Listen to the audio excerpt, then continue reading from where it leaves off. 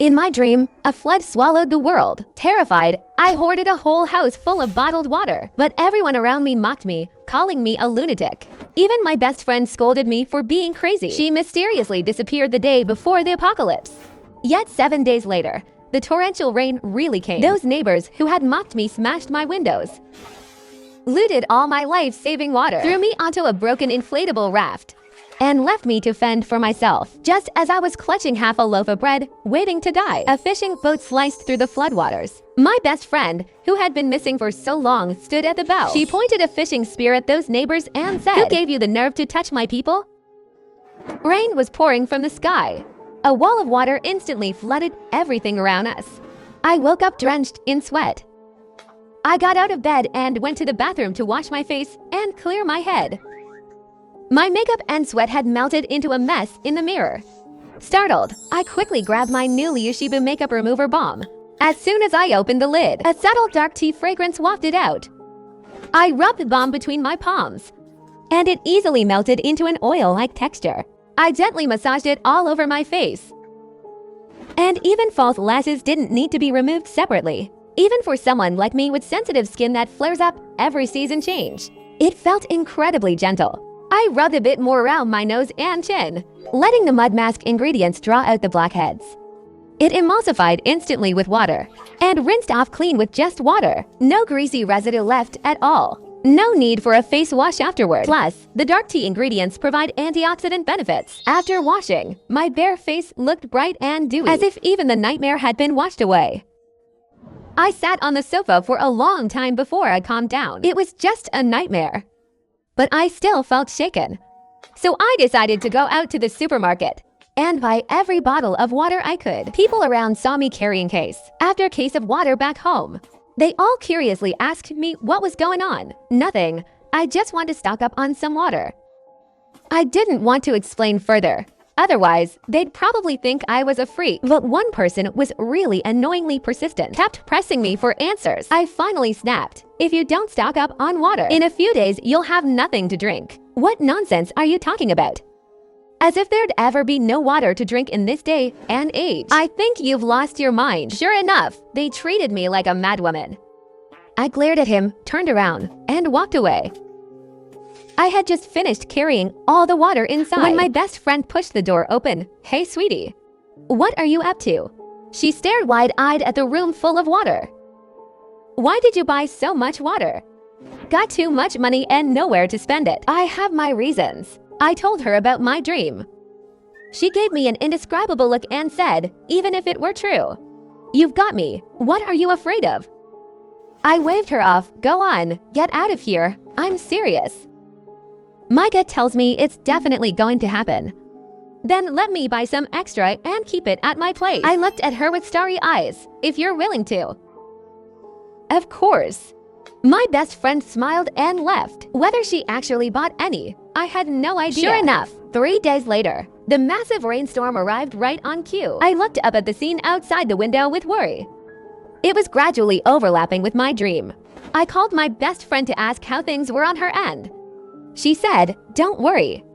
Things are still okay here. The first floor hasn't been flooded yet." Over the following days, we stayed in constant contact. But on the 6th day of continuous downpour, I suddenly lost contact with her. I anxiously kept dialing her number, but every call went unanswered.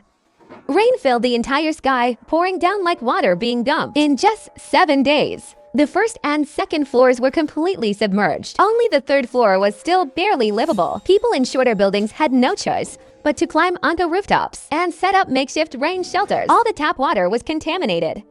The bottled water I'd bought finally came in handy. Quite a few people had seen me buying all that water before. They shouted at me from their homes, "What's the point of hoarding all that water?" I rolled my eyes and said, "What do you mean? What's the point?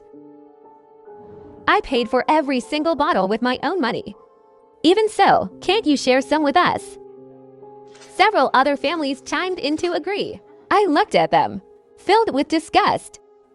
I rolled my eyes and turned away. Then a voice drifted over from the side, saying, "By all rights, it should be divided equally among everyone. Our family has more people, so most of it should go to us." The moment those words came out, I flew into a rage. "This is my water," I emphasized. They glared at me viciously. If it weren't for the fact that every house in the village was spaced apart, they probably would have come for me already. A chill ran down my spine. I shut the windows. The rain kept pouring non-stop. They couldn't easily get to my place. I scrounged up some dry food at home. There wasn't much left. To conserve energy, I went to bed early. But in the middle of the night, someone smashed something against my window. I jolted awake in terror. Because of the flood, there was no clean water. And no electricity either. I lit a candle and squinted toward the window.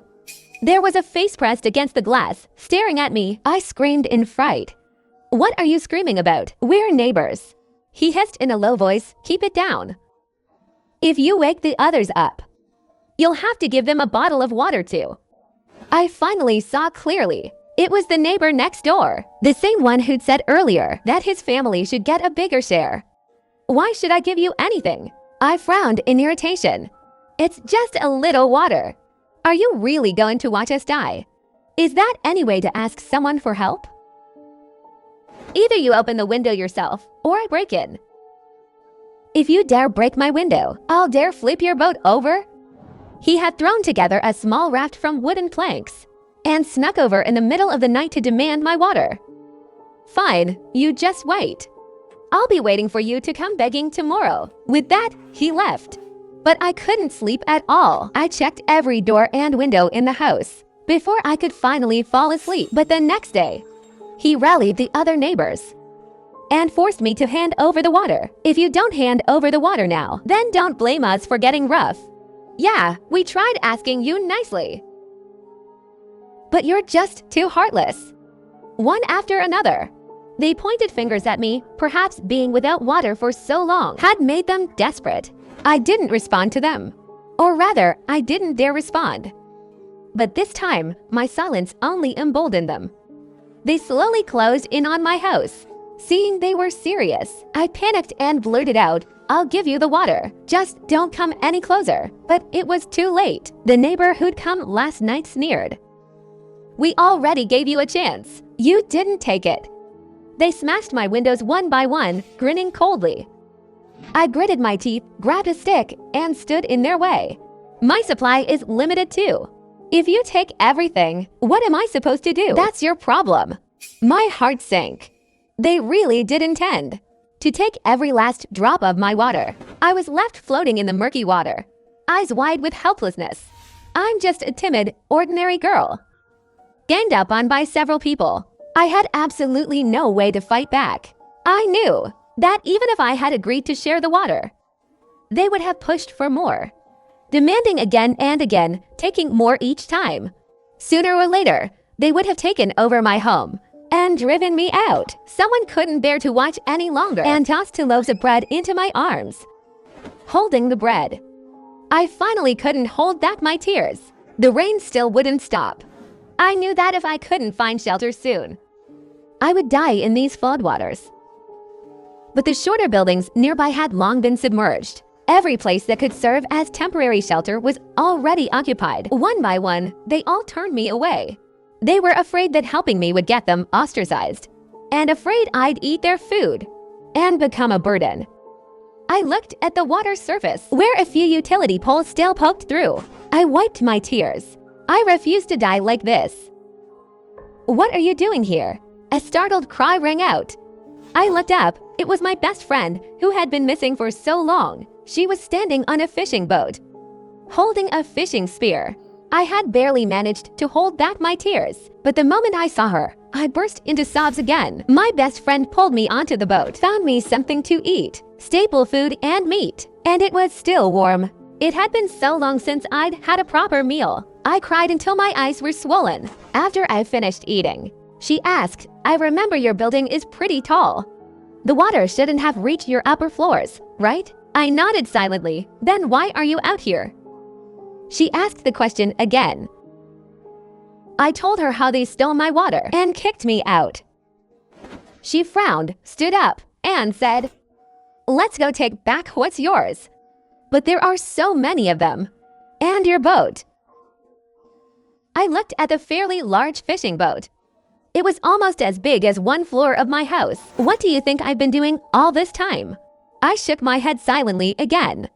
It was you who told me the apocalypse was coming. I stared at her in shock. But I thought you didn't believe me. She explained with a straight face. I did think you'd lost it. But if I don't believe what you say, then who would? Enough talk. Let's sort out your situation first, then worry about the rest. She steered the boat and took me home. Everywhere the boat passed, everyone stared wide-eyed, trying to see what was happening. I had been hiding inside at first, but seeing their reactions, I immediately stepped outside and let every single one of them see me. Their expressions instantly shifted from curiosity to guilt. When we reached my house, those people were still hauling out the remaining water. Seeing me, they were about to curse at me. But then they saw the fishing boat I was standing on and went silent. Give me back all my water, I said without a shred of politeness. In your dreams.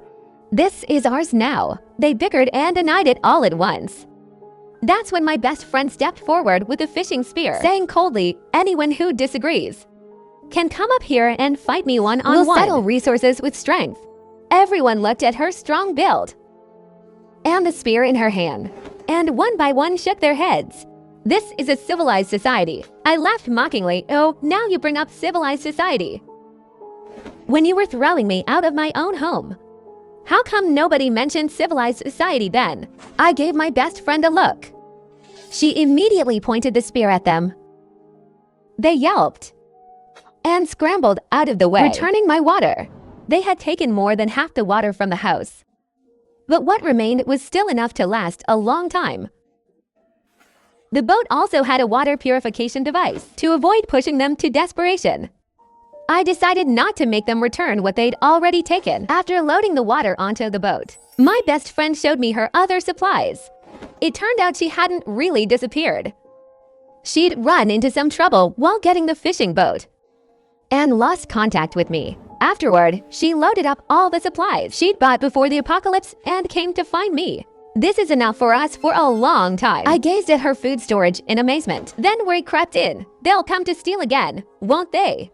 After all, they outnumbered us. Although my best friend's presence had intimidated them for now, there was no guarantee they wouldn't throw caution to the wind if they ran out of food and stormed the boat. Giving them food isn't out of the question, as long as they cooperate. She told me her plan. She intended to get the nearby people to help build rooftop greenhouses where they could grow food. In the meantime, she would provide them with food. If they did a good job growing crops, she'd give them extra. It really was a great plan. It gave them a lifeline and also motivation to work. Gradually, my best friend and I became the leaders of this area. Everyone treated us with the utmost respect. She had all kinds of seeds on the boat, some short cycle, some long cycle. Most people chose the short cycle ones, hoping to become self-sufficient sooner and free themselves from her control. After living on the fishing boat for 2 months, I woke up one morning, and my best friend was gone. I rushed out of the room in a panic to find her, but she was nowhere. With tears welling in my eyes, I stood outside on the deck, about to go look elsewhere, when I heard the sound of a helicopter overhead. The helicopter landed on a nearby rooftop. I looked over and saw my best friend standing right there. She smiled and waved at me. Once the boat got close enough, she pulled me up in one swift motion. The rescue team is here. What's wrong, turning into a crybaby again? Right after I'd first reunited with her, I used to cry at the drop of a hat, but later, to maintain my dignity, I gradually stopped crying so much. Now, seeing that we were truly safe, I burst into tears again. She patted my back and said, "Go ahead, cry.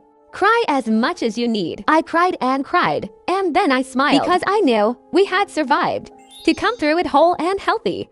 That was the most beautiful ending of all.